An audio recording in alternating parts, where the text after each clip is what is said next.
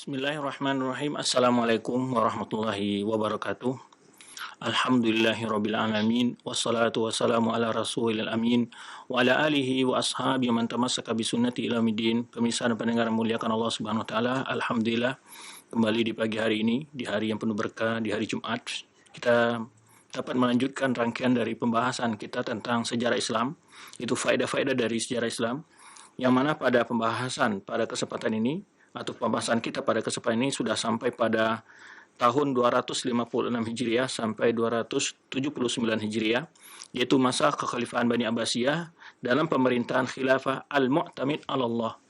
Khilafah Al-Mu'tamid 'ala Allah, dan beliau adalah pemerintahan yang ke-14 atau yang ke-15 dari rangkaian silsilah penguasa di Bani Abbasiyah.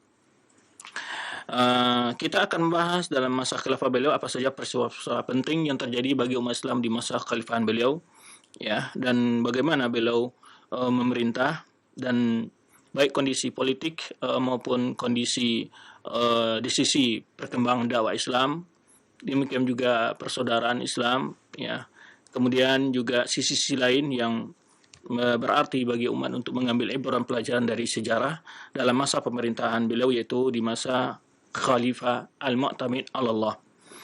Al-Mu'tamid 'ala Allah kunyanya adalah Abul Abbas atau Abu Ja'far. Ya. Namanya adalah Ahmad bin Al-Mutawakkil. Jadi ayahnya adalah Mutawakkil bin Al-Mu'tasim. Jadi anak Al-Mu'tasim. Jadi bapak dan kakeknya bin Harun Ar-Rasyid. Jadi kakek dan kakeknya lagi, ya, itu semuanya adalah khalifah. Jadi silsilahnya dia memerintah setelah saudaranya sebelumnya Al-Muhtadi, ya. Jadi beliau lahir, ini Al-Mu'tamin Allah, yaitu Abu Abbas atau Abu Ja'far tadi, Ahmad ibnu Mutawakkil ibnu Mu'tasim ibnu Harun Ar-Rasyid, lahir 200, yaitu 29 Hijriah. 229 Hijriah. Jadi kalau dia memerintah 256 dikurang 29, jadi sekitar umur berapa? 25 tahun, ya, atau ya dalam memerintah beliau umur yang usia 56 dikurang 29 sekitar 21 tahun, ya, setelah beliau menjadi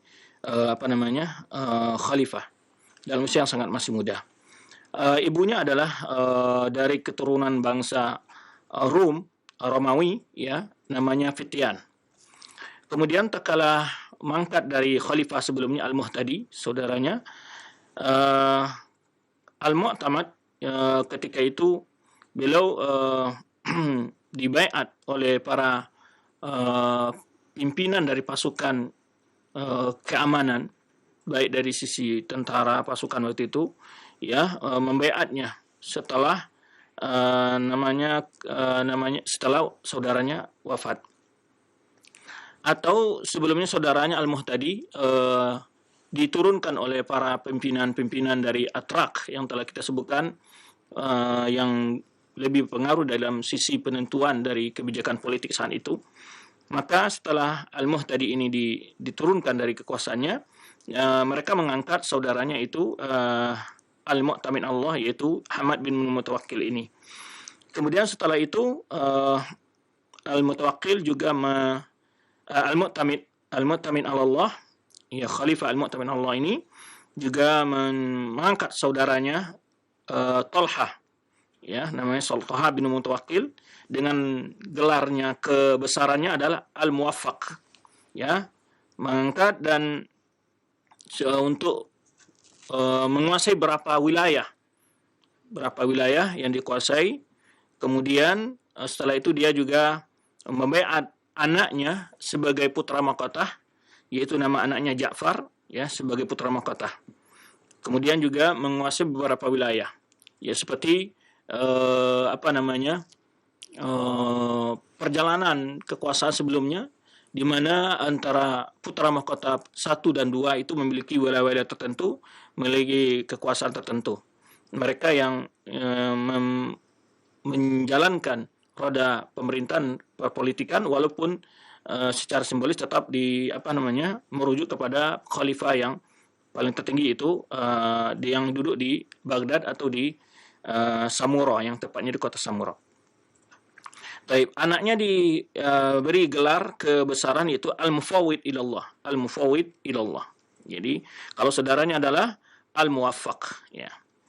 Taib, tetapi ada kelemahan pada sifat kepribadian beliau ini, yaitu beliau Al-Mu'tamin Allah ini dari sisi lebih condong kepada kesenang duniawi. Ini kelemahan dari beliau. Maka akhirnya nanti dalam pemerintahannya saudara beliau yang tadi Al-Muwaffaq Talha bin Mutawakkil itu lebih dominan dalam mengurus urusan perpolitikan dan berbagai urusan kerakyatan dan umat, ya. Sehingga banyak sekali urusan-urusan penting dari pengirim pasukan, pengaturan strategi perang dan segala macamnya itu dipegang oleh saudara beliau. Baik, kalau kita lihat berapa penjelasan para penulis sejarah seperti yang dirukis oleh Mahmud Syakir dalam kitab Tarikh Islami, beliau juga menjelaskan di situ wilayah-wilayah yang dipegang oleh dua orang putra mahkota tadi. Jadi beliau menjelaskan sini ketika saudara beliau Al-Muwaffaq tadi, Talha ibnu Mutawakkil, memegang wilayah Kufah, kemudian juga seluruh daerah perjalanan menuju Mekah, kemudian Haramain, Makkah dan Madinah, dan Yaman. Kemudian setelah itu ditambah lagi luas kekuasaannya, ditambahkan menguasai Baghdad dan Al-Wasit, Basrah dan Ahwas dan Faris. Ini nama-nama kota saat itu. Kemudian ditambah lagi pada tahun 258, yang sebelum 2 tahun setelah itu, menambah lagi wilayah kekuasaan saudaranya itu Jazirah dan Qasrin, ya. Dan kemudian setelah itu beliau mengangkat anaknya tadi, putranya 261 Hijriah, mengangkat putranya sebagai waliul ahad atau putra mahkota yang akan menggantikannya. Tetapi beliau membuat semacam kalau dalam si raja itu pesan kerajaan, jika beliau mangkat dan anaknya masih belum sampai umur balik, maka yang diangkat menjadi khalifah setelah beliau adalah saudaranya. Itu disebutkan, dan itu di berbagai keputusan raja itu ditaruh di Ka'bah atau digantungkan di Ka'bah. Nah, kemudian setelah anak ini diangkat menjadi putra mahkota, setelah itu dinamakan gelar dengan Al-Mufawwid ilallah, mengangkat putra ini dan menguasai beberapa daerah, mengendalikan beberapa daerah dari pemerintahan Al-Maghrib, itu sekarang disebut Maroko. Kemudian juga membantu, ada pembantunya itu Musa ibnu Baghah, yaitu salah seorang dari keturunan Turki, Atrak juga. Kemudian juga menguasai daerah wilayah Afrika, Mesir, dan daerah Syam, dan beberapa daerah dari Jazirah. Kemudian ini Mosul ini juga masih kota Mosul yang masyhur hari ini di Baghdad atau di Irak, ya. Dan Armenia. Jadi kalau kita lihat wilayah Islam saat itu berkuasa dari Afrika sampai Armenia. Armenia kita tahu sendiri adalah wilayah yang masuk kepada wilayah, salah satu wilayah di bagian Asia Tengah atau Asia Kecil, yang dimana juga termasuk sebelumnya adalah bagian dari wilayah Uni Soviet. Kemudian setelah tadi penentuan kekuasaan, ya, kalau dia mangkat ada yang jadi menggantikan adalah putranya, kemudian saudaranya yaitu Al-Muwaffaq. Baik. Setelah itu dalam tahun ini berapa peristiwa terjadi penting. Di antaranya adalah sebelumnya istana raja berada di Samura. Samura ini kita ingat ketika dipindahkan oleh Mu'tasim dari kota Baghdad yang dibangun sebelumnya, kemudian ke kota Samura, dengan alasan saat itu adalah banyaknya pasukan-pasukan penjaga istana yang berkeliaran di kota, sehingga Baghdad menjadi kota yang sangat ramai, dan dan masyarakat Baghdad merasa keberatan dengan berkeliarannya para pasukan itu dengan kuda-kuda mereka. Akan dipindahkan ke Samura di masa Al-Mu'tasim. Kemudian di masa Al-Mu'tamin Allah, kota ini, ibu kota ini dipindahkan kembali, ya, istananya dipindahkan kembali ke Baghdad. Dipindahkan ke Baghdad. Kemudian setelah itu pemerintahan setelah Al-Mu'tamin Allah menetap sampai akhir dari Khalifah Bani Abbasiyah tetap di Baghdad. Kemudian lama pemerintahan beliau yaitu sekitar 23 tahun dan umur beliau ketika wafat sekitar 50 tahun ya. Tetapi tadi kita sebutkan kebanyakan beliau Al-Mu'tamin Allah ini lebih lebih condong kepada kemewahan-kemewahan dan kesenangan duniawi. Ya, dan akhirnya tadi kita sebutkan sehingga yang banyak mengatur pemerintahan adalah saudaranya sendiri yaitu Al-Muwaffaq tadi. Karena itu ada rasa kecemburuan pada diri Al-Mu'tamin ini dalam melihat itu begitu pengaruhnya kebijakan-kebijakan saudaranya ini, dan terjadi semacam ada kecemburuan dari dia terhadap saudaranya yang lebih dominan dalam mengatur kondisi kekuasaan saat itu. Dan saat itu dia ditawarkan oleh Ibnu Tolun namanya di Mesir untuk pindah ke Mesir dan berusaha menggulingkan atau memecat saudara yang telah diangkat sebagai putra mahkota kedua setelah anaknya. Tapi hal itu dapat ditanggulangi oleh ketika temu dalam perjalanannya arah ke Mesir oleh gubernur dari daerah Musil, dan kemudian saudaranya Al-Muwaffaq memberikan surat kepada gubernur Musil untuk mencegah Al-Khalifah untuk pergi ke Mesir, dan akhirnya diberikan masukan dan saudara memberikan kejaminan bahwa dia tidak sedikit berkeinginan untuk melakukan semacam kudeta atau perebutan kekuasaan dari tangan Al-Mu'tamin Allah. Dia diberikan keyakinan oleh saudara Al-Muwaffaq ini, dan akhirnya dia kembali lagi ke Baghdad. Kemudian beberapa peristiwa penting, diantaranya disebutkan oleh Imam Suyuti yang dilakhis, dan Imam Suyuti kebanyakan mengambil penjelasan beliau dari kitab Bidayah wa Nihayah, punya karangan dari Ibnu Katsir. Di masa beliau ini ada satu peristiwa yang sangat masyhur, yaitu namanya golongan Az-Zanj. Zanj ini adalah suatu golongan aliran pengikut yang mereka terkumpul daripada orang-orang asing dari Persia, ya, memiliki kekuatan dan mereka memiliki banyak sekali penyimpangan-penyimpangan dalam pemahaman agamanya, dan pada hakikatnya dia aliran yang ingin mengembalikan orang-orang telah masuk Islam untuk kembali ke budaya Persia kuno.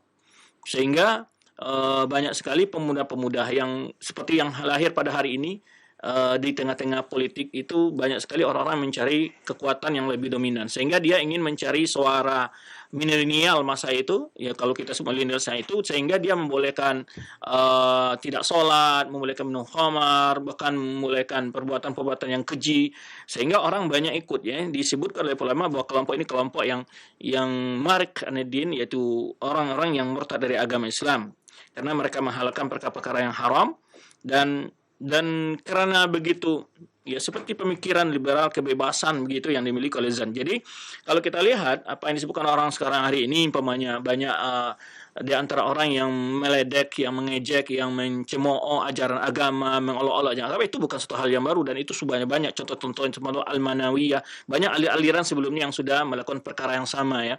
Jadi bukan mereka membuat suatu aliran modern saat ini, itu sebetulnya semuanya adalah meniru berbagai gaya dan budaya yang telah berlalu dari berbagai kebudayaan, baik Persia kuno, yang kemudian juga kebudayaan India kuno dan seterusnya, termasuk juga ada aliran Al-Manawiyah dan seterusnya. Nanti akan banyak sebetulnya aliran itu yang pada hari ini sebetulnya ciplakan dari itu. Walaupun mereka tidak menyadari ataupun sikap mereka itu tidak mengakui mereka ikut aliran itu, tapi hakikatnya pemikiran yang sama sudah ada dalam sejarah Islam sebelumnya. Nah, di antaranya Az-Zanj ini disebutkan oleh para ulama memiliki pemikiran-pemikiran yang sangat jauh dari tuntunan Islam, tetapi mereka tetap mengaku sebagai Muslim. Nah ini, jadi mereka tetap menisbahkan diri kepada Islam, tentu dengan cara karena kalau mereka sudah menyatakan diri mereka bukan Islam, tentu mereka tidak punya akses untuk bicara di tengah umat Islam.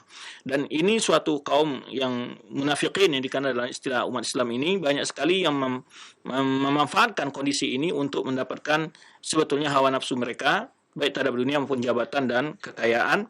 Dan mereka tetap mengaku sebagai Muslim, tetapi mereka merecoki ajaran Islam dari dalam dan berupaya menarik orang-orang Islam yang lemah imannya, orang Islam yang kacau dalam imannya, keyakinannya, mudah untuk ditarik oleh mereka. Sehingga mereka memberikan sebuah statement-statement kebebasan-kebebasan begitu, sehingga dapat menarik orang-orang yang tidak paham tentang ajaran Islam, atau memang ingin keluar dari ajaran Islam, tapi secara identitas mereka sebagai mengaku sebagai Muslim, itu banyak dalam sejarah Islam sudah banyak terjadi ya pemikiran-pemikiran seperti itu.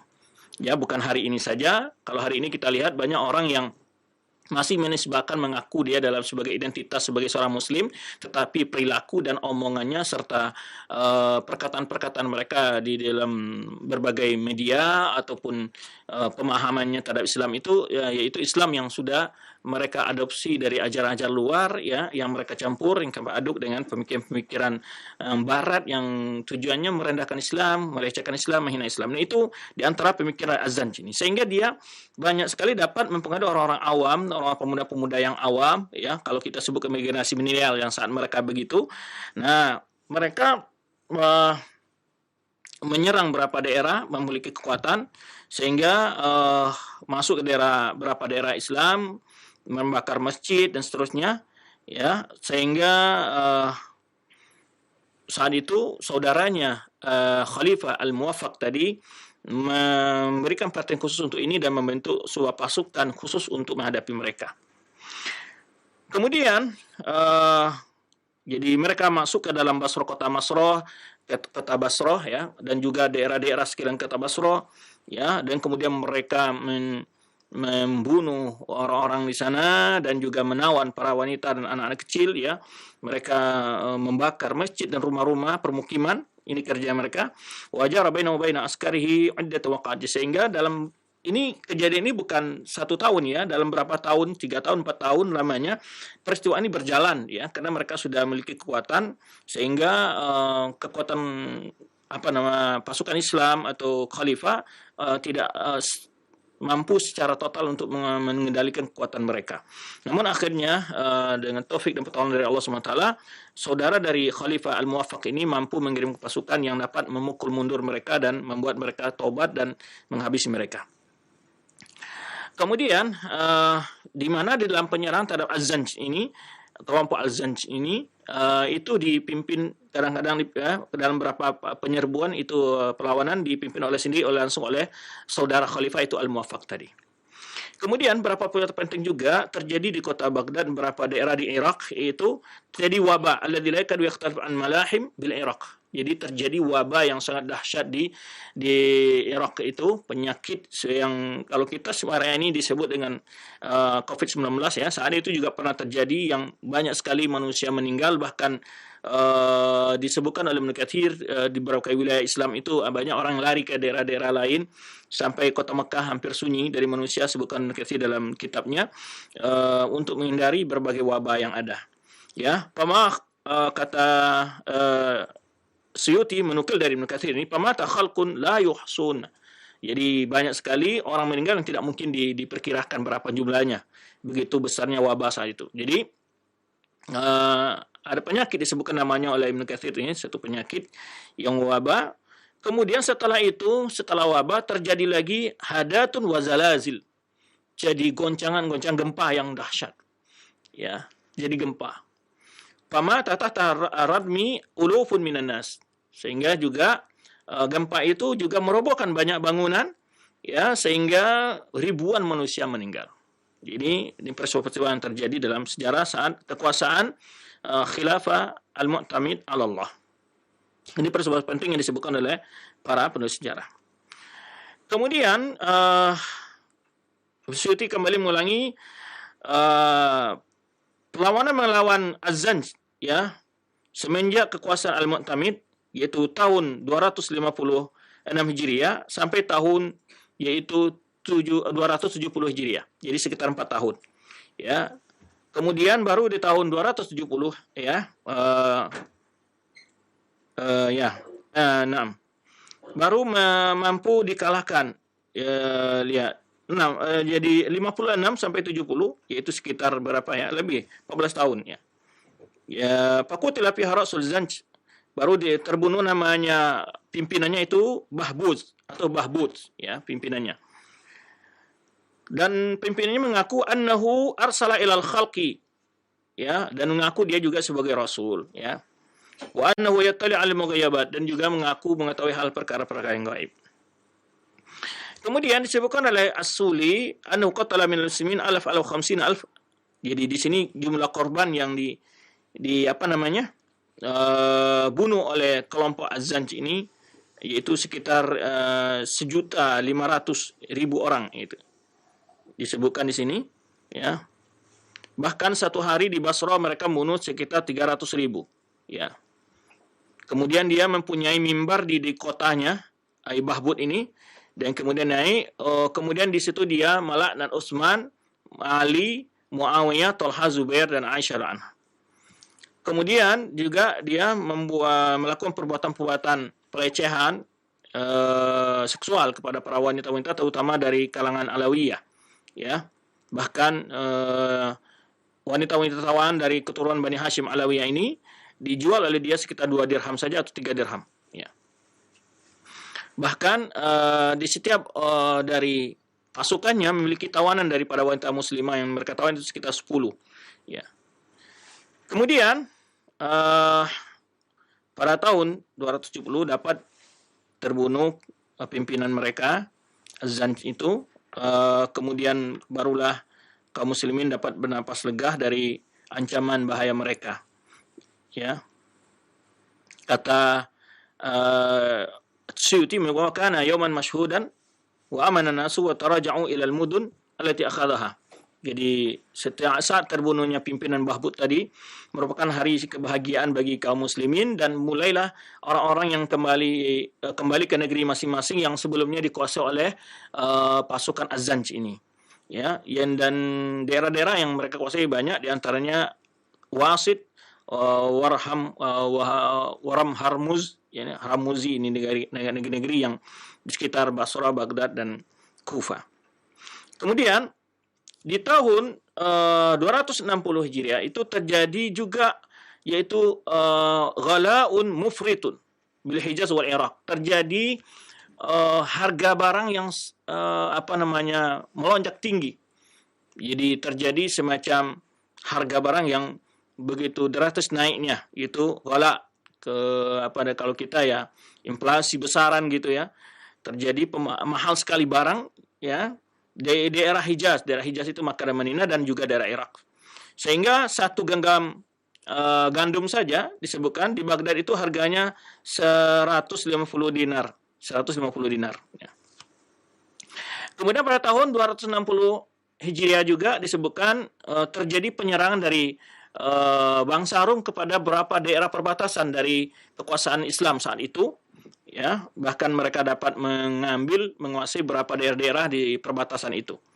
Pada tahun 261, setelah ini Mu'tamid, ini tahun inilah Al-Mu'tamid membaiat putranya tadi untuk menjadi putra mahkota sebagai penggantinya sebagai khalifah, yang disebut dengan Al-Mufawwid ilallah. Kemudian setelah itu saudaranya Al-Muwaffaq Talha ibnu Mutawakkil. Kemudian telah kita sebutkan wilayah-wilayah yang diberikan kepada setiap dua putra mahkota ini, putra mahkota 1 dan 2 ini. Ya, kalau anaknya menguasai daerah Al-Maghrib, Syam, Jazirah, Armenia, dan saudara mulai daerah Masyriq, Irak, Baghdad, dan Hijaz, Yaman, daerah Faris dan Asbahan, dan beberapa daerah lain, Tabaristan dan Sijistan. Nah, kemudian masing-masing keduanya memiliki sebuah bendera, yaitu putih dan hitam. Kemudian dia menyebutkan jika terjadi suatu peristiwa pada dirinya, innal amra li akhi lam yakun ibnuhu Ja'far qad balagha. Jika dia meninggal, maka yang menjadi khalifah setelahnya adalah saudaranya jika anaknya Ja'far belum mampu untuk memegang kekuasaan. Kemudian pernyataan itu atau tita raja ini ditulis oleh para qadi saat itu. Ini disebut Ibnu Abi Syawarib, kemudian digantungkan di Ka'bah. Pada tahun 266 Hijriah, ya, juga bangsa Rum kembali menyerang beberapa daerah kaum muslimin, yaitu namanya Diyar Bakrin, yaitu suatu daerah. Kemudian mereka melakukan pembunuhan, penyerangan sehingga penduduknya lari ke daerah lain, ya, termasuk Al-Jazirah dan daerah Mosul itu. Kemudian pada tahun 267 Hijriah terjadi semacam ada pengkudeta namanya Ahmad bin Abdullah Khujustani merebut kekuasaan di Khurasan dan Kerman dan Sijistan. Kemudian mereka ingin menyerang Irak, ya. Kemudian dia menulis mata uangnya dengan namanya, di sebaliknya nama dari khalifah itu Al-Mu'tamid. Baik. Kemudian akhirnya dia dapat dikalahkan oleh pasukan, dan dia terbunuh oleh budaknya sendiri. Kemudian setelah itu, ketika tadi sudah disebutkan ada setelah khalifah terlalu berlebihan di dalam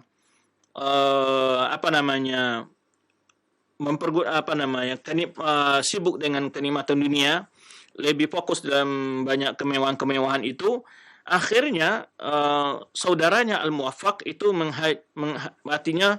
memberikan kekangan, tidak memberikan kebebasan kepada khalifah untuk membelanjakan harta negara dengan secara bebas. Ya.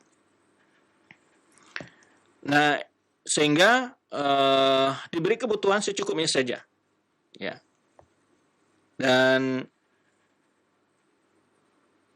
ketika khalifah ini karena saudaranya Al-Muwaffaq ini memiliki wilayah banyak, kemudian penyerahan daripada hasil bumi, kekuasaan baik hasil rampasan perang ataupun hasil pembagian dari hasil-hasil kekuasaannya, ya, termasuk zakat dan pajak dan seterusnya.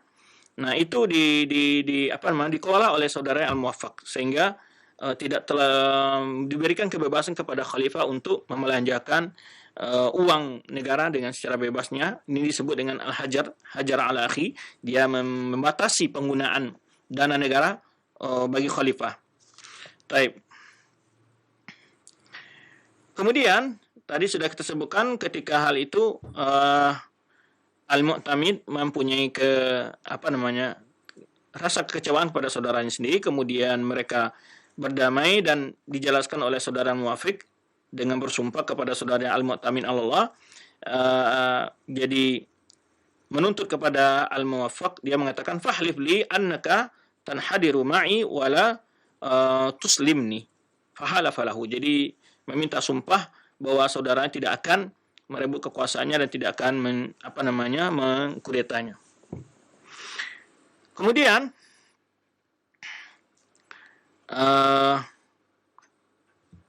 di Mesir, perwakilan gubernurnya namanya Ibnu Talun, ya, yang berkuasa di sana. Lalu karena Ibnu Talun ini tadi yang membujuk khalifah untuk datang ke Mesir dan mengumpulkan kekuatan untuk mengkudeta saudaranya sendiri, akhirnya Al-Muwaffaq meminta kepada para kalau di situ dikatakan Kejaksaan Agung, ya, kalau Jam'ul Qudha wal A'yan, mengumpulkan pada para qadhi dan para tokoh-tokoh saat itu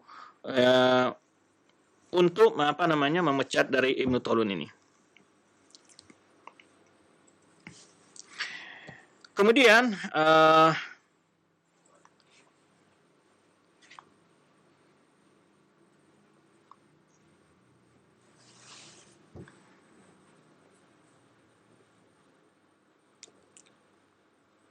juga disebutkan pada tahun 270, ya, terjadi di Baghdad sebuah peristiwa penting, yaitu imbasaka bi Baghdad fi nahrin, ya, banjir bandang gitu, ya. Faja'al ma ilal qarhi fahadama 7,000 darin. Jadi sungai Baghdad itu meluber, kalau kita ya banjir bandang terjadi, sehingga terjadi korban sekitar 70.000 rumah yang dibawa oleh banjir bandang itu. Kemudian pada tahun itu juga terjadi penyebuhan lagi ke bangsa Rum ke daerah Tarsus, ya, jumlah pasukan sekitar 100.000, ya. Tetapi kaum muslimin menghadapinya dengan jumlah yang juga besar juga, bahkan nasral muslimin. Tetapi kaum muslimin mampu mengalahkannya dan kemenangan dia dapat dan ghanimu ma la yuhsa, dan saat itu kaum muslimin mendapat harta rampas perang yang tidak terhitung jumlahnya. Wa kana fathan 'aziman 'adimal matsal, dan terjadi penaklukan terhadap Rum saat itu yang tidak, yaitu kemenangan yang luar biasa yang tidak ada bandingnya begitu, adimal masal. Nah, kemudian di dalam peristiwa ini juga muncul dakwah Mahdi Abdullah bin Ubaidillah. Jadi ada orang yang mengaku Mahdi di masa Al-Mu'tamin Allah ini. Dan juga di saat ini 256 Hijriah ini ada berapa di dalam pemerintahan masa Al-Mu'tamin Allah ini meninggalnya terakhir dari tokoh Syiah, yaitu yang disebut dengan Hasan Al-Askari. Jadi ini juga peristiwa yang penting juga, di mana dalam kuasa ini yaitu wafatnya Abu Hasan Al-Askari bin Ali Al-Mahdi bin Muhammad Al-Jawad bin Ali Ridha bin Musa Al-Kadhim bin Ja'far As-Sadiq, ya. Nah, wahwa ahdi asyar, yaitu imam yang ke-12 dari imam Syiah. Nah, kemudian yaitu wafatnya pada tahun 260 Hijriah di Samura. Wadufina biha bijani abihi Ali Al-Mahdi. Kemudian imamnya ini yang ke-11 dari imam Syiah ini, kenapa kita baca? Karena imam yang ke-11 dari imam Syiah ini tidak memiliki keturunan, akan tetapi orang Syiah membuat hikayat palsu bahwa dia punya anak namanya Muhammad. Nah, kemudian orang Syiah pun berbeda-beda pendapat, ya. Di mana anaknya waktu dia meninggal? Karena dalam kaidah orang Syiah bahwa apabila imam meninggal, yang memandikannya adalah imam yang menggantikannya atau anak yang tertua daripada imam tersebut. Nah, sedangkan saat Hasan Askari ini meninggal, itu tidak ada anaknya karena istrinya tidak punya anak. Kemudian juga harta warisannya dibagi oleh para saudaranya.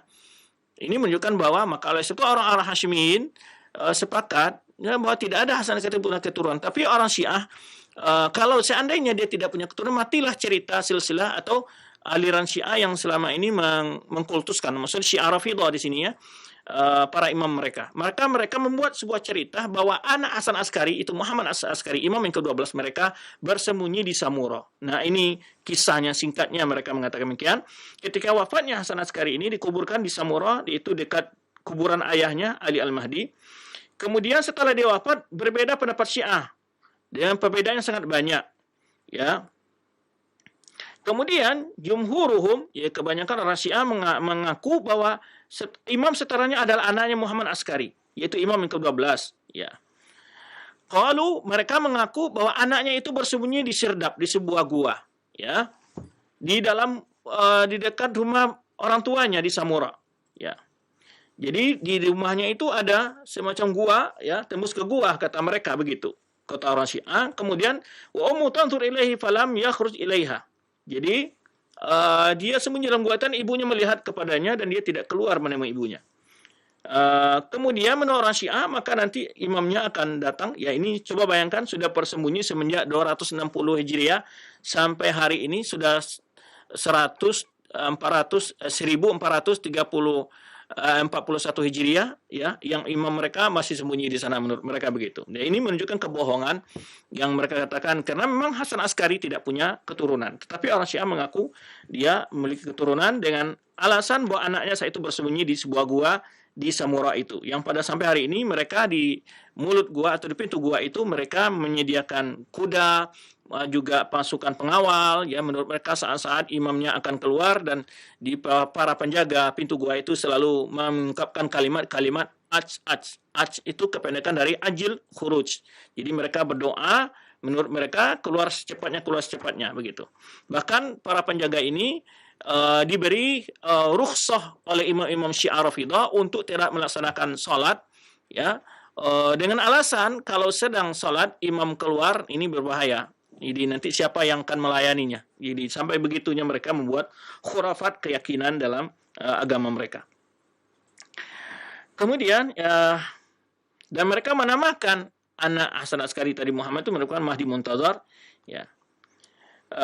Kemudian pendapat yang lain mengatakan bahwa Hasan Askari itu tidak lam yu'aqib wa inna silsatal imma inqata'at biwafatihi, dan Hasan Askari tidak punya keturunan, bahwa silsilah garisan imam-imam yang dikultuskan orang Syiah itu sudah terputus sampai dengan wafatnya dia, ya. Kemudian siapa menjadi imam setelah itu? Di antara mereka orang Syiah ada mengangkat saudara Ja'far bin Ali sebagai imam yang ke-12, ya.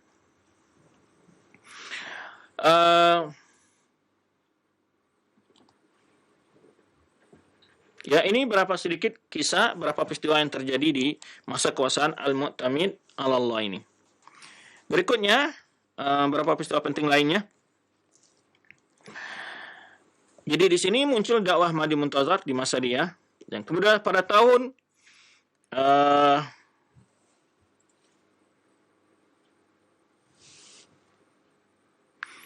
tahun 278 Hijriah, 78 Hijriah, terjadi pula ghara Nailu Mesir.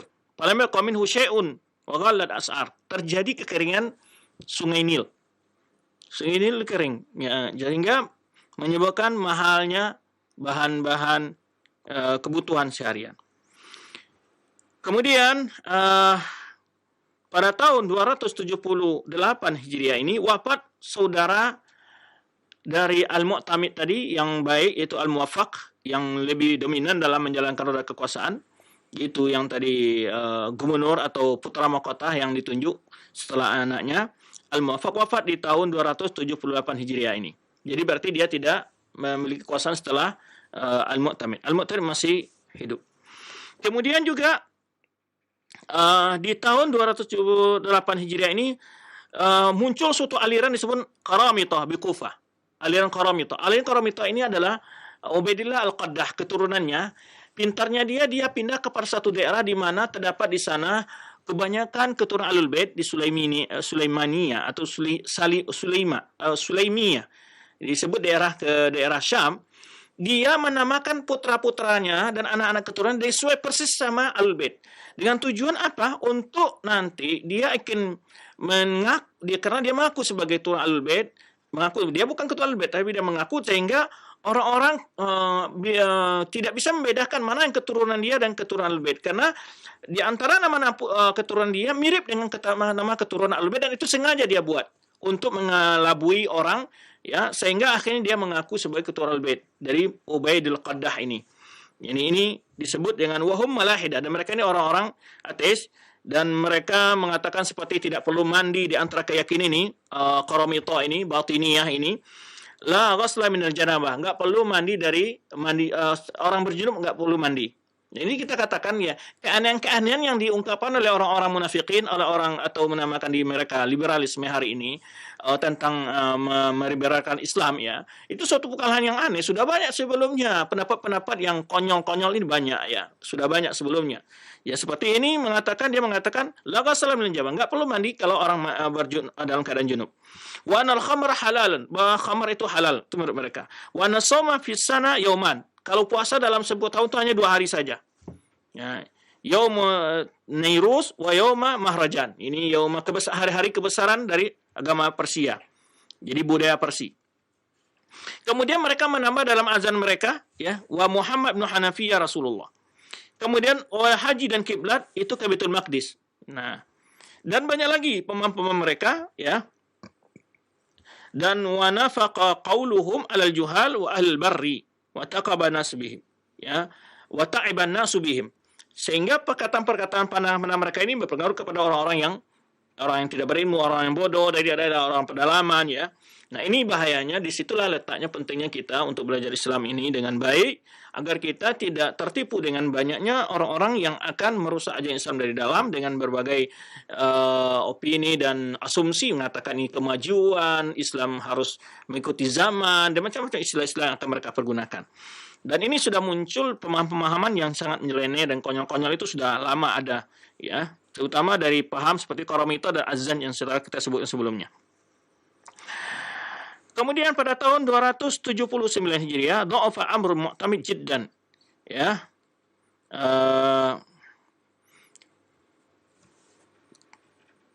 pengaruh kekuasaan dari Al-Mu'tamid mulai melemah. Dan kemudian litamakuni Abil Abbas Ibnu Muwaffaq. Jadi anak dari saudaranya Al-Muwaffaq tadi, ada namanya Abul Abbas, anak dari Al-Muwaffaq yang telah wafat sebelumnya, itu lebih dominan dan wa ta'atul jaysh lahu, dan pasukan-pasukan banyak yang tunduk kepadanya, kebijakan punya. Kemudian ketika itu Al-Mu'tamid memanggil para tokoh-tokoh besar, ya, mengumumkan fajalas al-Mu'tamidu majlisan aman asyhada fihi ala an-nafsi annahu khala'a waladahu al-mufawwad min waladil ab. Jadi waktu itu dia panggil tokoh-tokoh besar dari tengah kekuasaannya, dari pemerintahan, dan di situ dia umumkan untuk mecat anaknya dari sebagai walayatul ad yang sebelumnya al-Mufawwid, ya, Ja'far. Kemudian dia serahkan walil ahad di putra mahkota berikutnya di baiat, yaitu anak saudaranya Abul Abbas ini, dan dia beri gelar al-Mu'taddu, al-Mu'taddu, jadi dia bergantung dengan Allah. Nah, ini peristiwa kepemimpinan. Jadi karena melihat bahwa yang lebih mampu mengemban kekuasaan dilihat oleh Al-Mu'tamid Allah itu adalah anak saudaranya, saudaranya Al-Muwaffaq tadi, yaitu Abu Abbas. Nah, akhirnya dia memecat putranya sendiri dari putra mahkota dan menyerahkan kepada anak saudaranya. Kemudian siapa namanya Al-Mu'taddu billah ini, ya, di antara ya, Al-Mu'taddu, ya, nam. Jadi itu mengambil kebijakan yang bagus, di antaranya adalah alla yaquda fit tariq munajimun. Enggak boleh para peramal-peramal menar-mandir apapun menggelar di jalan-jalan tawaran-tawaran dari peramal-peramal itu. Dan juga dilarangnya al-qassas, ya, pecerita-pecerita, orang-orang yang suka menghibur dengan cerita-cerita yang enggak jelas gitu, ya. Kemudian juga memerintahkan kepada para penjual-penjual buku dan pencetak percetakan dilarangnya menjual buku-buku filsafat atau buku-buku al-jadal. Ya, ini diantara jadi kesolehan dia, ya, memperhatikan banget akidah kaum muslimin. Pertama, melarangnya para pelamar, para tukang nujum, ya, pencerita-pencerita yang enggak jelas, ya, qasas, ya, orang-orang yang suka membuat cerita-cerita untuk menghibur orang dengan cerita-cerita bohong yang membuat orang ketawa dan seterusnya. Atau juga dia di antara kebijakannya Al-Mu'taddu ini, yaitu memberikan pesan kebijakan kepada para penjual buku, para pencetak-pencetak buku, dilarang untuk menyebarkan buku filsafat dan buku-buku jidal, debatnya. Kemudian setelah itu meninggal Al-Mu'tamid berapa bulan setelah itu, ya, yaitu pada malam Senin, ya, yaitu tanggal 11 Baqiyat min Rajab. Jadi tanggal 19, ya, tanggal 19 dari bulan Rajab, tanggal 18, dan masa kekhalifahannya cukup lama, yaitu 23 tahun. 23 tahun. Illa annahu kana mukharan ma'akhi al-Muwaffaq. Tapi tadi kita sebutkan di dalam kekuasaannya dia tidak diberi kebebasan luas oleh saudaranya untuk mempergunakan kekayaan negara, karena dia lebih banyak menggunakannya untuk berfoya-foya. Ya, kemudian itu yang tadi, jadi wafatnya pada tahun 279 Hijriah, ya, Al-Mu'taddu ini. Kemudian yang berkuasa setelahnya adalah Al-Mu'taddu setelah Al-Mu'tamid, ya. Dan itu berapa peristiwa di masa kekhalifahan Al-Mu'tamid Allah. Jadi Al-Mu'tamid itu masa kekhalifahan Al-Mu'tamid Allah. Di masa Al-Mu'tamid Allah ini, di masa kekuasaannya ada beberapa ulama besar yang wafat. Ini cara daripada Ibnu Katsir dan yang ditiru oleh Suyuti juga dalam kitab Tarikh Khulafa, menjelaskan tentang orang-orang yang wafat di masa kekuasaannya. Nah, di masa kekuasaan Al-Mu'tamid Allah ini wafat 5 orang daripada Ashabul Kutubus Sittah. Kutubus Sittah itu 6 kitab hadis yang yang masyhur yaitu Sahih Bukhari, Muslim, ya kan, Abu Dawud, Tirmizi, kemudian An-Nasai, Ibnu Majah, ya kan. Nah, 5 orang dari mereka ini wafat di masa kekuasaan Al-Mu'tamin Allah. Yaitu siapa mereka? Yaitu Imam Bukhari, Imam Muslim, Abu Dawud, Tirmizi, Ibnu Majah, ya. 4, bukan 5 orang, ya 4. Ya 5 orang, Al-Bukhari, Imam Muslim, Abu Dawud, Tirmizi, Ibnu Majah. 5 orang dari mereka wafat di masa Al-Mu'tamin Allah. Kecuali An-Nasai. Maka oleh sebab itu insyaAllah setelah pembahasan kita ini kita akan coba melihat sekilas tentang biografi Imam Bukhari, biografi Imam Muslim, biografi Abu Dawud, biografi Imam Tirmidzi dan Ibnu Majah. Ini ya sebenarnya yang kita lakukan dalam pembahasan-pembahasan yang berlalu. Kita setiap ada poin peristiwa penting dalam sebuah kekuasaan kita sebutkan seperti wafatnya Imam Ahmad, ya, wafatnya Imam Syafi'i. Ya, ini pernah kita bahas, ya, biografi mereka. Insyaallah dalam jumpa yang akan datang kita berusaha akan mencoba sekilas mengenal siapa itu Imam Bukhari dan Imam Muslim, Abu Dawud, Tirmizi dan Ibnu Majah. Demikian untuk jumpa kita kali ini. Semoga apa yang kita bahas dapat kita ambil faedahnya dan kita diberi oleh Allah SWT semangat selalu untuk mengenal perjuangan para ulama kita dan menteladani, mengambil ibrah dari kejadian-kejadian ini. Jadi kita melihat ya dalam kekuasaan itu yang banyak berpengaruh adalah yaitu bawahan di masa kekhalifahan Al-Mu'tamin ini, terutama saudaranya sendiri yang mampu mengendalikan kekuasaan walaupun khalifah yang tertinggi lebih terpengaruh dengan kemewahan duniawi.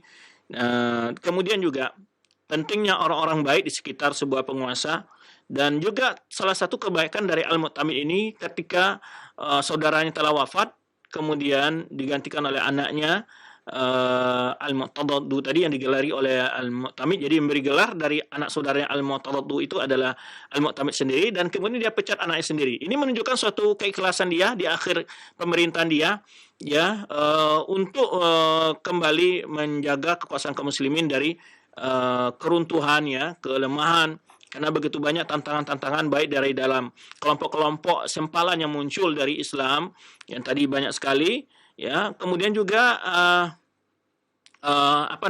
ancaman-ancaman dari luar, ancaman-ancaman luar seperti bangsa Rum dan lainnya. Nah, ini tentu perlu kekuatan dari dalam. Dan di akhir kehidupan dari Al-Mu'tamin Allah kita melihat ketika dia melihat bahwa anak saudaranya Al-Muwaffaq ini memiliki kapabilitas, kemampuan untuk menjadi pemimpin, akhirnya dia menyerahkan pemimpinan itu dan melihat di sini ada keikhlasan dalam dirinya, ya, jauh dari nilai nepotisme, ya. Kalau kita mungkin kalau ada nilai nepotisme pasti dia tidak akan mau memecat anaknya yang sudah ditunjuk sebagai putra mahkota sebelumnya, tapi dengan melihat kondisi kaum muslimin butuh kepada pemimpin yang dimiliki oleh kepribadian anak saudaranya, sehingga dia memecat putranya dan dia serahkan kepemimpin setelahnya kepada anak saudaranya ini. Dan setelah anak saudaranya memimpin, kita lihat ada pembaruan-pembaruan memperbaiki kondisi masyarakat, utamanya adalah hal-hal yang akan membodohi masyarakat seperti tadi peramal-peramal yang melalui bintang, ahli nujum, kemudian juga para pencerita-pencerita yang suka hanya membawakan cita-cita bohong, dan ataupun buku-buku yang akan merusak akidah kaum muslimin, ya. Keyakinan kaum muslimin juga dilarang untuk dijual di pasar-pasar. Tentu ini sebagai ibrah juga bagi setiap kita yang punya tanggung jawab, baik sebagai pemerintah, ya. Nah, perlu menjaga keyakinan umat, menjaga keyakinan kaum muslimin dari bahaya-bahaya ini, karena itu akan melemahkan umat dari dalam, dan kelemahan itu akan berefek kepada loyalitas mereka untuk menjaga bangsa dan negaranya dari ancam musuh. Kalau mereka sudah lemah imannya, ya, kalau agamanya mereka akan gampang untuk menjual agama dan akidahnya. Ya, dia akan siap untuk mengorbankan negaranya kalau dia tidak punya keyakinan yang kuat untuk agamanya, ya. Karena orang-orang yang amanah, orang percaya, mampu betul-betul tulus dan ikhlas dalam menjaga bangsanya dari ancaman luar maupun ancaman dari dalam. Tapi kalau orang-orang yang fokusnya kekuasaan, siapapun yang berkuasa, walaupun bangsanya direbut oleh orang lain, yang penting dia dapat kekuasaan, uang, dan jabatan, bagi dia tidak peduli. Yang penting dia mendapat kesenangan, ya, kelompok atau dirinya pribadi mendapat kesenangan. Tapi kalau orang yang memiliki keimanan, keyakinan yang baik, dia tidak mengutamakan kesenangan pribadi dan kelompoknya, tapi adalah yang dipercaya adalah kebutuhan umat dan kebutuhan bangsanya lebih secara umum. Demikian yang dapat kita bahas. Semoga apa yang kita bahas ini dapat kita ambil faedahnya. Sekarang kita kembali kepada Al-Akh yang madu kita dari studio Cilengsi untuk mendengarkan beberapa tanggapan dan pertanyaan daripada pemirsa dan pendengar. Barakallahu fikum wa jazakallahu khairan. Terima kasih atas materi dan bimbingan yang bermanfaat yang telah disampaikan kepada kami di kesempatan pagi hari ini. Semoga Allah senantiasa melimpahkan rahmat dan keberkahan bagi kita sehingga mudah di dalam memahami dan mengamalkannya. Selanjutnya kami berikan kesempatan untuk Anda bertanya seputar pembahasan ini saja. Halo? Halo. Iya? Assalamualaikum. Waalaikumsalam. Dengan siapa di mana, Bapak? Nama saya Abu Ilham. Silakan, Pak, pertanyaannya langsung. Ya, saya beberapa kali mendengar kajian, tapi kadang-kadang suka ada yang kelewat yang berhubungan dengan kekhalifahan baik Umayyah maupun Abbasiyah. Boleh saya tahu buku yang kan saya nggak punya catatan, nggak punya rekaman. Ada nggak buku yang direkomendasikan yang Ustadz pakai sekarang buat menjelaskan bukunya buku apa ya? Biar buat di rumah kalau buat baca-baca. Terima kasih. Iya, Bapak. Terima kasih atas pertanyaannya. Silakan Ustaz untuk diberikan referensi bacaan yang tepat bagi sang penanya khususnya. Silakan.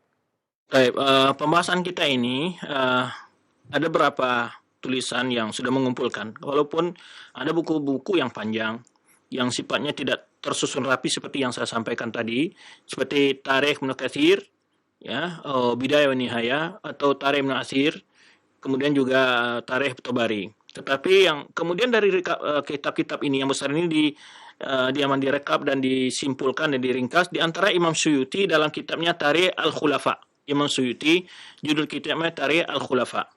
Kemudian juga Mahmud Syakir judulnya adalah judul besar Tarikh Al-Islami, kemudian nanti bagian ke-6 ada namanya Daulah Al-Abbasiyah. Jadi Tarikh Islami ini terbagi berapa bagian, mulai dari Khulafaur Rasyidin, kemudian nanti ada Bani Abbasiyahnya, kemudian Bani Umayyahnya, kemudian Bani Abbasiyahnya. Jadi Bani Abbasiyah ini terdiri dari 2 jilid, jadi Mahmud Syakir. Tapi dalam bahasa Arab ya. Tarikh Al-Islami, kemudian nanti ada bagian-bagiannya, ada Khulafaur Rasyidin, kemudian Bani Umayyah, kemudian Bani Abbasiyah. Bani Abbasiyah ini 2 bagian, ya, ada 2 jilid. Nah, kemudian ada buku-buku lain yang ditulis juga oleh Dr. Tarikh Al-Abbasiyah, ya, ditulis oleh Dr. Muhammad Suhail Taqus. Ini orang Mesir ini, ya. Ini juga Tarikh Abbasiyah. Tadi Mahmud Syakir atau Suyuti. Kalau Suyuti itu terkumpul di situ Tarikh Al-Khulafa, mulai dari Khulafaur Rasyidin sampai akhir Bani Abbasiyah. Kalau Tarikh Suyuti itu Tarikh Al-Khulafa karangan Imam As-Suyuti.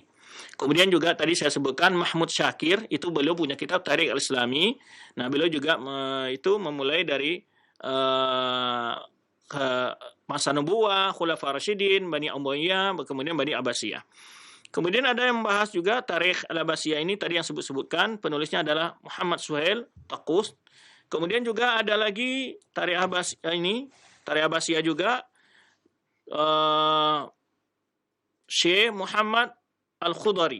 Syekh Muhammad Al-Khudari, ini juga penulisnya orang Mesir, Daulah Al-Abbasiyah juga, ya, Tarikh Al-Daulah Al-Abbasiyah. Tapi saya lebih banyak mengambil faedah dari kitab Imam Suyuti.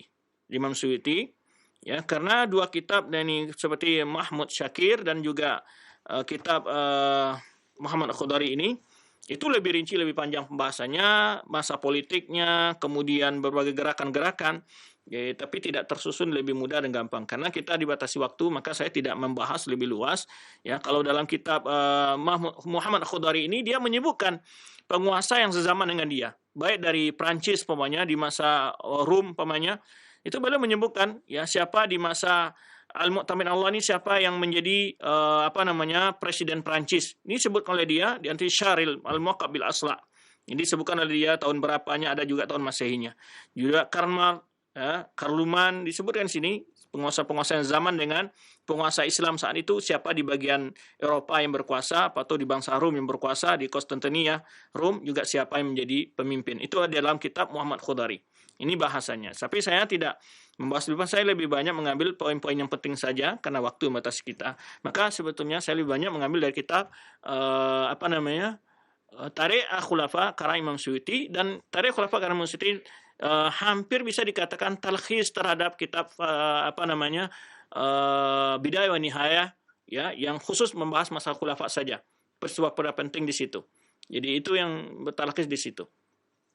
Oleh sebab itu gambaran Suyuti ini dalam membahas juga demikian. Di akhir nanti akan disebutkan siapa ulama-ulama yang wafat di masa pemerintahan itu.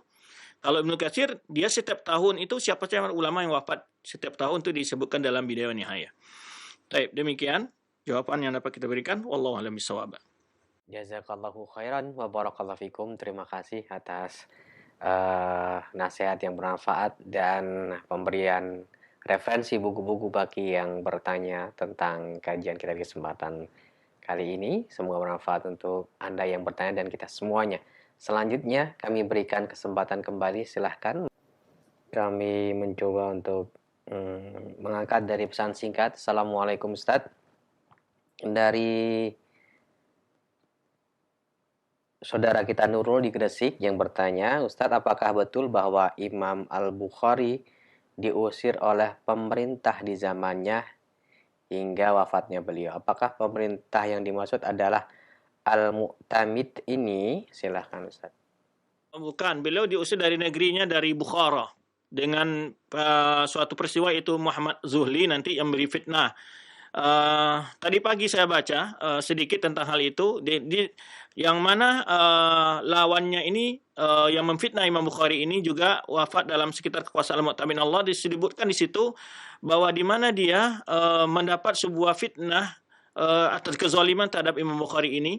Jadi Az-Zuhli ini mendapat fitnah dari Zuhli terhadap Imam Bukhari ini. Kemudian Az-Zuhli di akhir hidupnya dia mendapat semacam ujian dari Allah Subhanahu wa taala atas makanya Ibnu Katsir di akhir setelah menyebutkan tahun wafatnya Az-Zuhli itu menyebutkan inilah balasan, kata Ibnu Katsir, bagi orang-orang yang memusuhi ulama pembela sunnah, ulama yang berjuang mendekatkan sunnah Rasulullah SAW. Jadi insya Allah nanti kita akan coba jelaskan saat kita bicara tentang biografi Imam Bukhari. Dan kebetulan pagi tadi saya membaca memang Ibnu Katsir dan Bidayah Nihayah dalam masa kekuasaan Al-Mu'tamid ini juga wafat dalam masa itu orang yang memfitnah Imam Bukhari itu Az-Zuhli ini.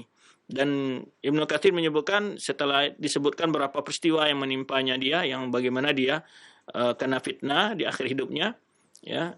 Kemudian di akhirnya Imam Ibnu Katsir memberikan sebuah catatan bagi itulah balasan bagi orang-orang yang memfitnah dan memusuhi para ulama-ulama sunnah.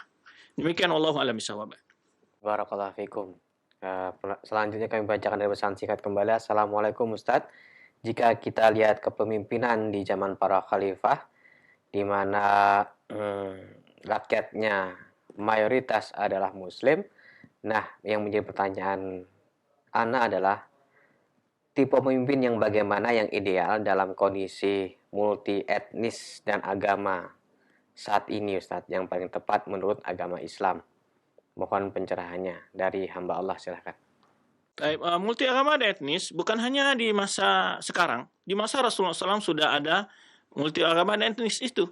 Ya, di Madinah hidup Rasulullah SAW bagaimana berdampingan orang Yahudi. Kemudian yaitu di bagaimana Rasulullah SAW ketika baru sampai di Madinah memberikan membuat sebuah piagam dengan orang-orang Yahudi, kesepakatan menjaga kota Madinah dari serangan dari luar, ya, untuk hidup berdampingan damai dan tidak saling memusuhi.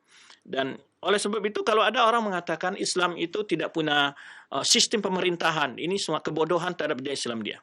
Dia tidak belajar sejarah dan tidak mengerti bagaimana Islam dalam membentuk pemerintahan yang jauh lebih damai ketika hidup berdampingan agama yang berbeda. Jadi kalau saya menilai mereka ini belum mendalami sejarah Islam itu sendiri. Apalagi di masa pemerintahan Umar bin Khattab itu ketika itu sudah begitu banyak lagi etnis yang masuk di situ, ada Persia, ada orang Nasrani dari Yaman, bahkan di masa Rasulullah SAW juga datang orang Nasrani dari Yaman, ya. Dan bagaimana Islam memberikan kehidupan damai di tengah-tengah kekuasaan Islam itu. Bahkan di masa Umar bin Khattab itu uh, orang-orang yang beda agama, yang mereka miskin juga dibantu oleh pemerintah. Bahkan mereka yang tidak punya penghasilan, mereka dibebaskan oleh Mukhtab dari pembayaran UPT atau jizyah. Tujuan jizyah itu bukan untuk sebagai bentuk penekanan kepada mereka, adalah bentuk kesetiaan mereka kepada pemerintah, tanggung jawab mereka. Karena kaum muslimin punya tanggung jawab yang lebih besar dari mereka, di antara seperti adanya zakat untuk kesejahteraan sosial, ya. Maka imbalan dari pelayanan yang diberikan oleh pemerintah, baik jalan ataupun keamanan, jaminan terhadap keadilan kepada mereka, itu hanya membayar jizyah. Dan jizyah itu pun tidak membebatkan mereka, ya, tidak memberatkan mereka, bahkan juga diperhatikan penghasilan mereka. Itu di masa Umar bin Khattab. Dan begitu para pemerintah-pemerintah berikutnya sampai pada masa Al-Mu'tamin al-Lawa ini, sampai masa Abbasiyah, itu etnisnya lebih banyak lagi dan berkembang, Islam berkembang dan hidup. Bahkan di masa Al-Mu'tamin al-Lawa ini bahkan banyak etnis luar yang bukan Arab yang memegang peranan-peranan penting dalam kekuasaan.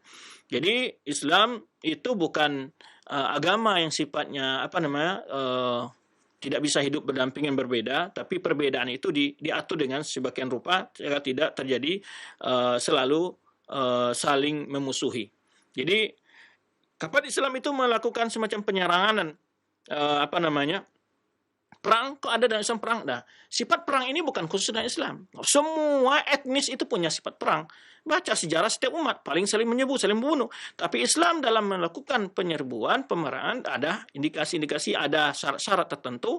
Ya, pertama, Islam menyebarkan kebenaran, menegakkan keadilan. Dan bagaimana Islam ketika masuk ke Andalus? Ya, Islam diminati oleh penduduk Andalus yang saat itu penduduk ada orang Nasrani, merasakan keadilan Islam yang sangat indah saat itu. Nah, berbeda kalau dalam sejarah betapa umat-umat lain dalam sejarah Islam akan terlihat bagaimana Islam itu memberikan kejaminan keamanan kepada umat lain dengan tentram, hidup berdamai, ya, karena ada hukum dalam Islam itu pembagiannya. Islam itu orang yang beda dengan Islam, orang yang bukan Islam atau orang kafir itu ada berapa bagian. Ada namanya zimmi. Zimmi itu adalah penduduk asli yang di dalam wilayah Islam. Mereka punya hak tersendiri. Ya, kemudian juga ada namanya muahad. Itu perjanjian negara lain beda agama yang kita kemudian membuat perjanjian. Ada lagi musta'man. Musta'man ini adalah orang yang datang dari negara lain masuk ke wilayah Islam tetapi tidak punya perjanjian tradisi, tidak ada perwakilan negara masing-masing, tapi ada jaminan keamanan diberikan oleh salah seorang rakyat atau tamu atau bisnis atau teman segala macamnya untuk datang kepada negara Islam, itu tidak boleh diganggu. Dan banyak sekali aturan-aturan Islam. Cuma kadang-kadang keterbatasan ilmu kita tentang bagaimana Islam menjalin kerjasama, hidup berdampingan dengan beda agama. Keterbatasan ilmu kita kadang-kadang menyebutkan kita melihat Islam itu dengan, ya, orang-orang yang tidak belajar Islam dengan baik, ya, menganggap Islam itu adalah tidak bisa hidup berdampingan. Padahal ayat Al-Quran banyak sekali memberikan bagaimana bentuk-bentuk jalinan hubungan antar beda agama dalam Islam itu sendiri. Cuman Islam juga punya batasan. Bukan berarti toleran hidup berdampingan mencampur adukan ajaran agama. Itu Islam nggak boleh. Umatnya yang di-steering di sini umatnya, bukan umat lain. Ya, umat Islam diharamkan bagi Islam untuk mengikuti ajaran agama lain. Itu ya, finish itu. Ini bukan toleran kepada umat lain. Apa ganggunya kepada umat lain yang dibicarakan oleh umat Islam. Ya, tapi sekarang ini banyak para pakar menyalahkan. Kenapa menganggap Islam ketika tidak membolehkan memberikan ucapan selamat di hari-hari besar, yang padahal hari-hari besar di agama itu sendiri bukan juga ajaran agama itu sebetulnya, tapi ajaran yang dibuat-buat oleh ahli agama itu sendiri. Bila kita lihat umpamanya hari-hari besar yang dilakukan oleh umat-umat yang lain, Nasrani umpamanya, tidak pernah Isa mengajarkan perayaan-perayaan seperti yang mereka lakukan, tapi Islam punya batas-batasan. Jadi Islam memang tidak membolehkan umatnya untuk melakukan ajaran agama lain, itu jelas karena ada batasan. Tidak boleh mencampur antara hak dengan yang batil. Tapi itu bukan bagian dari bentuk toleransi. Toleransi itu adalah ya, memberikan sesuatu pada tempat hak yang sewajarnya, tidak berlebih-lebihan, melampaui batas. Ya, demi toleransi kita sekali-kali harus juga beribadah di tempat ibadahnya orang non-muslim atau orang kafir. Enggak ada demikian toleransi. Toleransi itu adalah lakum dinukum waliyadin. Ya, bagi kalian agama kalian, bagi kami agama kami. Ya, tidak perlu dicampur adukan. Itu sudah jelas digambarkan oleh Allah Subhanahu wa taala Al-Qur'an. Jadi ini makna toleransi ini yang perlu diluruskan kadang-kadang. Ya, menurut toleransi itu adalah mengikuti ajaran agama lain. Kan Islam tidak pernah mewajibkan kita berpuasa, umat lain harus berpuasa. Enggak pernah Islam mewajibkan demikian. Ya, tidak benar demikian. Ya. Nah, ini toleransi yang ada harus diluruskan, dipahami sesuai dengan konteks yang benar ya. Bukan berarti mencampur adukkan ajaran agama dengan ajaran agama yang lain. Demikian. Wallahu a'lam bishawab. Jazakallahu khairan wa barakallahu fikum Ustaz. Terima kasih atas nasihat yang bermanfaat dan semoga menjadi tambahan ilmu untuk kita semuanya. Berikutnya kami bacakan kembali dari pesan singkat dari hamba Allah yang bertanya, Assalamualaikum Ustaz. Di masa kekhalifahan banyak sering terjadi orang-orang yang munafik yang merongrong pemerintahan Islam dengan bekerjasama dengan musuh atau orang-orang yang menyebarkan paham yang sesat. Nah, mengacu pada kisah tersebut, di zaman sekarang pun banyak orang-orang seperti ini, orang-orang yang liberal seolah-olah ingin meruntuhkan keagungan Islam ini di mata masyarakat, khususnya kaum muslimin. Nah, bagaimana kita sebagai warga negara khususnya yang beragama Islam menyikapi orang-orang seperti ini? Apakah perlu kita lakukan tindakan hukum atau kita diamkan atau kita bersama-sama bersatu padu untuk menghilangkan orang-orang seperti ini? Silakan Ustaz. Tentang pengkhianatan kaum munafikin terhadap umat Islam bukanlah baru. Sudah mulai dari semenjak Rasulullah SAW. Bahkan Rasulullah SAW sendiri mereka khianati. Di perang Uhud 300 mereka kembali. Ya, di perang Ahzab mereka juga berkhianat kepada Nabi SAW. Dan banyak sekali sejarah Islam demikian. Jadi makanya kita belajar sejarah, berupaya mengambil bagaimana tindakan yang tepat dalam menikahi hal-hal yang terjadi seperti itu. Maka kita mencoba bagaimana Rasulullah SAW dan para sahabatnya. Nah, orang munafikin di masa Rasulullah SAW dikenal oleh Rasulullah SAW. Namun Rasulullah SAW tidak menangkap mereka dan menyembelih mereka. Bahkan Huzaifah diberi nama-nama orang munafikin oleh Rasulullah SAW. Diberitahu oleh Rasulullah SAW. Makanya Umar bin Khattab, jika ada orang meninggal, bila Huzaifah tidak datang menyolatkan, maka Umar bin Khattab tidak mau menyolatkan orang tersebut. Dia berarti dari antara orang-orang yang disebutkan nama-nama munafikin oleh Rasulullah kepada Huzaifah. Maka Huzaifah disebutkan dengan Sahibus Sir, yaitu penyimpan rahasia Rasulullah SAW tentang nama-nama orang munafikin tersebut. Dan Allah SWT sudah gambarkan dengan berbagai sikap tindakan mereka di dalam Al-Quran. Ya, maka kita dalam sebuah pengajian itu membuka kajian khusus menafsirkan ayat tentang ayat al-nifaq wal munafiqin, bicara membahas tentang ayat-ayat sifat orang munafikin. Demi apa? Pertama kita ingin mewaspadai jangan jatuh kepada sifat-sifat tersebut. Yang kedua mewaspadai bahaya orang munafikin terhadap Islam. Karena bahaya orang munafikin terhadap Islam jauh lebih besar daripada bahaya orang-orang kafir. Karena mereka disebut dalam peribahasa adalah musang yang berbulu ayam ataupun serigala yang berbulu domba. Mereka mengetahui rahasia-rahasia orang Islam, lalu mereka sebarkan pada musuh sebagai untuk pelemahan Islam. Nah, dan seterusnya. Nah, sikap kita di sini ada berapa hal. Pertama, membekali diri kita dengan ilmu yang manfaat dulu. Akidah kita diperbaiki, jangan kita terfitnah dengan syubhat-syubhat dari orang munafikin ini. Yang kedua adalah itu sikap melakukan tempuh jalan hukum yang tepat, seperti yang dilakukan di negara kita. Adanya pasal tertentu bagi orang-orang yang melecehkan agama, ya, penghinaan agama, dan itu ada pasalnya, dan itu boleh ditempuh jalan hukum seperti itu. Itu kita sebagai orang. Dan bagi pemerintah mereka punya kewajiban berbeda dari kita. Kalau kita orang-orang yang tidak memiliki wewenang untuk menindak mereka secara fisik, itu kita tidak menindak secara fisik. Kita hanya pertama memperkuat iman kita, tidak termasuknya syubhat-syubhat mereka. Yang kedua tadi adalah setelah kita menempuh jalur hukum sesuai yang ada aturan dalam negara kita. Kemudian kewajiban pemerintah dan para ulama adalah mentahzir mereka dan tidak menyempitkan akses mereka untuk menyesatkan umat. Ini para ulama, ya. Baik tentu di sini yang utama adalah MUI, ya. MUI memberikan semacam teguran dan nasihat, kemudian juga memberikan sebuah warning yang tegas untuk umat tidak mengakses akun dia, tidak bergabung dalam akun dia, tidak mendengarkan omongan dia dan seterusnya. Kemudian juga memberikan rekomendasi kepada lembaga-lembaga di mana bercokol orang-orang munafik ini agar mereka dikeluarkan ya dan diberhentikan dari pekerjaan mereka ataupun tugas mereka sebagai warning bagi mereka. Nah, kecuali mereka bertaubat. Kemudian yang kewajiban bagi pemerintah adalah untuk menindak mereka ini.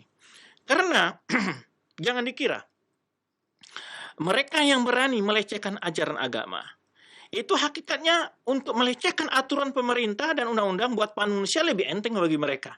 Cuman mereka menempuh jalan ini dulu untuk pura-pura mereka itu pro dengan pemerintah. Sebetulnya ini bahaya bagi kesatuan NKRI. Mereka orang munafik ini adalah jika mereka berani munafik dalam agama, maka dalam kebangsaan mereka jauh lebih mudah untuk bermunafik. Dan pasti itu. Lihat di antara orang-orang Islam yang bergabung dengan pasukan PKI. Ya, kenapa mereka? Karena sudah munafik dulu dalam agamanya, untuk bangsa sudah sangat mudah munafik mereka itu. Jangan diharap mereka itu. Dan orang ini bunglon yang harus dibersihkan negara ini dari mereka. Dan mestinya mereka harus mendapat peringatan tegas dari pemerintah dan penegak hukum. Ya, wallahu a'lam bishawab. Barakallahu fikum wa jazakallahu khairan. Terima kasih atas nasihat yang bermanfaat. Semoga menjadi solusi dan tambahan ilmu untuk kita semuanya menyikapi hal-hal yang terjadi saat ini. Silahkan untuk kami bertanya. Kami berikan kesempatan terakhir. Kami bacakan dari pesan singkat. Pertanyaan terakhir, Ustaz. Dari hamba Allah yang bertanya di Cilengsi. Assalamualaikum Ustadz. Ustadz menyikapi banyaknya terjadi kerusuhan yang saat ini melibatkan kaum muslimin dengan pemerintah, khususnya berkaitan dengan peraturan tentang mengenai perubahan Pancasila yang mengenai ketuhanan yang Maha Esa. Ada yang menyikapi dengan keras dan ada yang bersikap biasa-biasa saja. Nah, dalam hal ini kita sebagai kaum muslimin menyikapi yang terjadi baru-baru ini harusnya bersikap seperti apa? Silakan Ustaz. Baik, tidak syak lagi dalam kondisi politik saat sekarang banyak sekali kegaduhan-kegaduhan yang memicu di tengah masyarakat, utamanya adalah yaitu undang-undang atau rancang undang-undang haluan HIP ya. HIP ya, mudah-mudahan tidak HIP-nya itu dengan V ya. Ya, itu yang memiliki virus ya. Sebetulnya itu baru rancangan.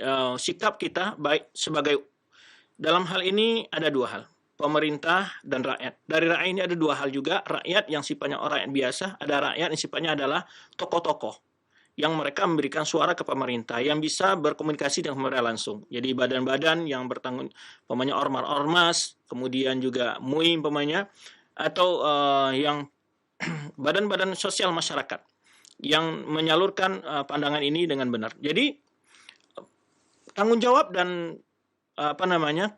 masing-masing itu berbeda. Kita sebagai umat maka membentengi diri kita dari paham-paham yang akan merusak akidah kita. Itu jelas, ya, membentengi diri kita, mengenal bagaimana, terutama di antara mempelajari sejarah juga penting. Mempelajari sejarah tidak supaya kita tahu, biar kita tidak dikibuli oleh orang-orang yang ingin merusak persatuan bangsa ini, memecah belah bangsa ini dengan cara merombak-rombak apa yang telah disepakati oleh para ulama-ulama kita sebelumnya dalam saat merintis pendirian negara ini. Jadi, dan anehnya yang kadang-kadang mereka yang selama ini berteriak harga mati ini dan harga mati itu, tapi mereka justrunya mereka bersembunyi di balik slogan-slogan itu untuk merusak nilai-nilai persatuan bangsa ini. Ini perlu kita waspadai. Artinya masyarakat perlu waspada dengan ini. Dan juga pelajaran besar bagi masyarakat, apa yang terjadi masalah ini adalah efek daripada tindakan kita sebelumnya.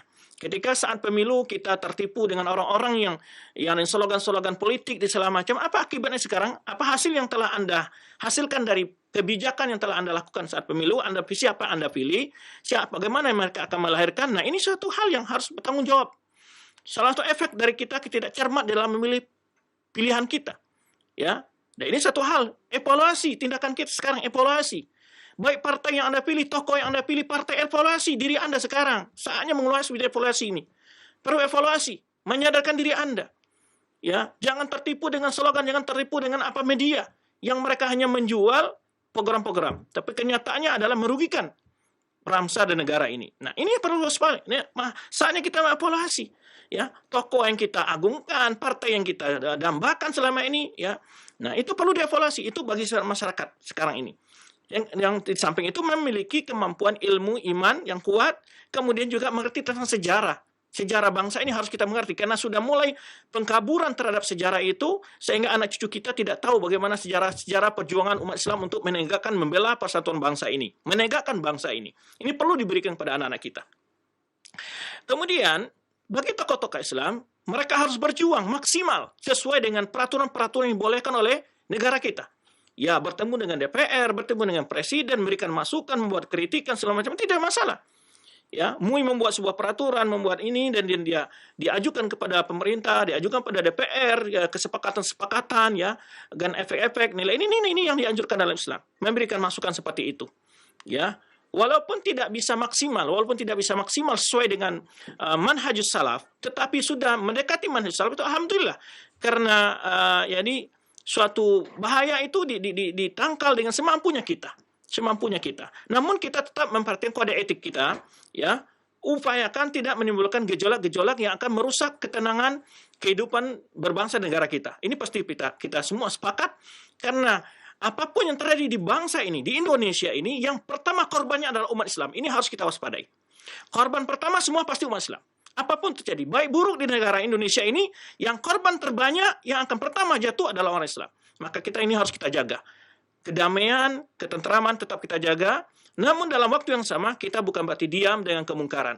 Lakukan pencegahan kemungkaran sesuai dengan kemampuan dan wewenang kita masing-masing, ya, seperti MUI yang memiliki kewenangan atau menyuarakan umat Islam, mereka berwenang untuk menyampaikan pendapat, membina umat, mewaspadai umat, memberikan peringatan kepada umat, itu tidak masalah. Selama hal itu masih dalam koridor aturan-aturan yang dibolehkan dalam aturan negara kita.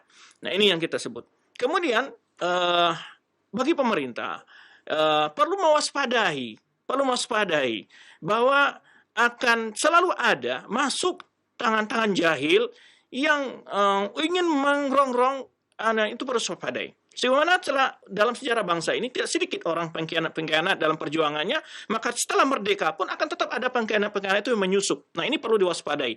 Begitu juga bagi partai-partai politik Islam. Ya, bagi politik perlu mewaspadai adanya penyusup-penyusup yang mereka akan merusak bangsa kita ini. Perlu diwaspadai ini. Perlu lebih steril lagi dalam memilih pegawai, dalam memilih apapun untuk angkat, ya. Karena untuk menjadi anggota partai mestinya lebih steril lagi, lebih waspada lagi, ya. Dan ini yang perlu kita lakukan bersama, tentu untuk mengantisipasi berbagai hal-hal yang akan membahayakan bangsa kita ini.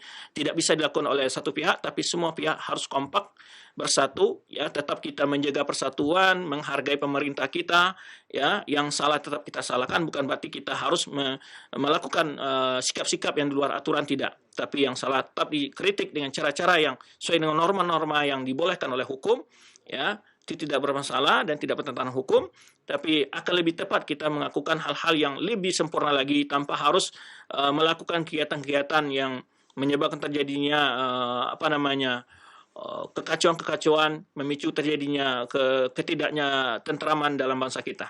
Barangkali itu saja pandangan saya. Sudah banyak tokoh-tokoh yang sudah berupaya memberikan masukan-masukan pemerintah. Kita cukup berterima kasih pada mereka, dan itu sudah perjuangan mereka, dan kita punya tanggung jawab masing-masing. Jadi ada orang mengatakan kenapa yang dari pihak sana tidak ada muncul. Kita sudah melihat, sudah ada yang bergerak, sudah ada yang berupaya. Ya, kita ada memiliki kemampuan dan juga akses berbeda-beda antara kita. Ya, berbeda antara akses. Ada orang punya akses bisa menyampaikan, ada orang yang tidak memiliki akses. Ya, minimal bagi kita sekarang ini adalah ya membina diri kita, keluarga kita dari bahaya-bahaya komunis itu. Kemudian juga berdoa kepada Allah Subhanahu wa taala. Doakan pemimpin kita agar diberi petunjuk oleh Allah Subhanahu wa taala ke arah yang lebih baik dalam membangun bangsa ini dan dalam memberikan pelayanan kepada masyarakatnya. Demikian, terima kasih banyak. Mohon maaf jika ada dalam kekurangan penyampaian kita kesempatan ini. Juga Terima kasih pada teman-teman di studio Cilensi dan maupun studio mini Istri Imam Syafi'i dan segala kerabat kerja. Mohon maaf jika ada juga kekurangan dalam penyampaian materi. Demikian wallahu a'lam bishawab. Subhanaka Allahumma bihamdika asyhadu an la ilaha illa anta astaghfiruka wa atubu ilaik. Wassalamualaikum warahmatullahi wabarakatuh.